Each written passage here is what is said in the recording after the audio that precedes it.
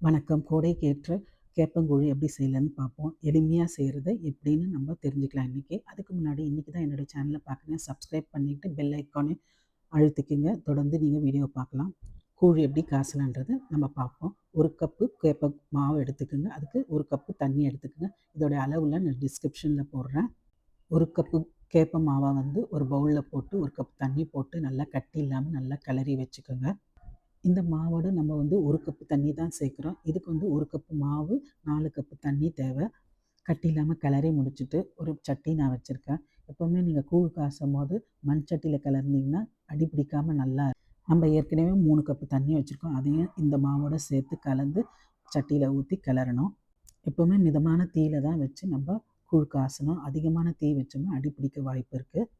இந்த கூழ் வந்து பாரம்பரிய முறையில செய்யணும்னா, இது வந்து மாவ வந்து 1 நாளுக்கு முன்னாடியே ஊற வச்சுருவாங்க. அதுக்கப்புறம் அது கூட வந்து நொய் அரிசி அத சேர்ந்து தான் கலந்து தான் நம்ம கூழ் காய்ச்சுவாங்க. இது வந்து நம்ம ஈஸியா எப்படி செய்யலான்றத நம்ம இன்னைக்கு நம்ம பார்த்துட்ருக்கோம்.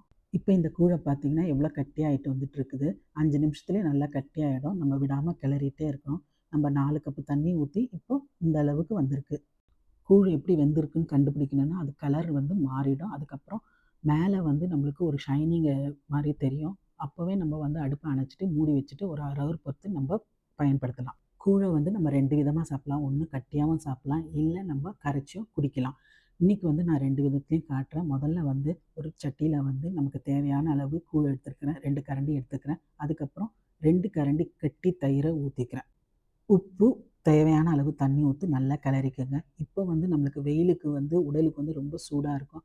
இந்த கூழ் வந்து நம்மளுக்கு குளிர்ச்சிய தரும். அதனால நம்ம வந்து அடிக்கடி உணவுல வந்து இந்த கூழ நம்ம சேர்த்துக்கணும். வெயில் காலத்துக்கு மட்டும் இல்லைங்க, ரெகுலராவே வந்து கேப்ப வந்து உடலுக்கு வந்து ஆரோக்கியமானது. அதனால நம்ம அடிக்கடி உணவுல சேர்த்துக்கணும். இதில கொஞ்சம் வெங்காயம், பச்சை மிளகாய் சேர்த்துருக்கேன். நான் ஏற்கனவே உங்களுக்கு சொன்னேன் பாரம்பரியா செய்யும்போது நொய் அரிசி போட்டு செய்வாங்க. அதுக்கு பதில் நான் இன்னைக்கு வந்து வடிச்ச சாதத்திலேருந்து 1 ஸ்பூன் எடுத்து நான் போட்டு கிளறி குடிக்கிறேன். இந்த ரைஸ் போட்டு சாப்பிடும்போது இன்னும் சுவை கூடுதலா இருக்கும்.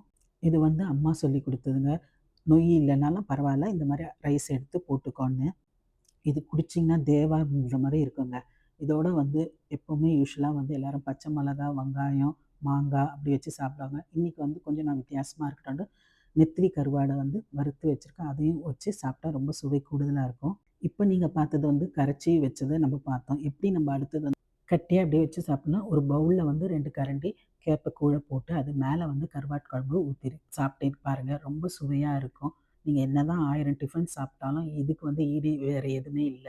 என்னங்க கோடைக்கு ஏற்ற கேப்பக்கூழ் எப்படி எளிமையா செய்றத பார்த்தீங்க. இந்த வீடியோ பிடிச்சா லைக், ஷேர் அண்ட் கமெண்ட் பண்ணுங்க. அடுத்த பதிவுல உங்கள சந்திக்கிறேன். நன்றி.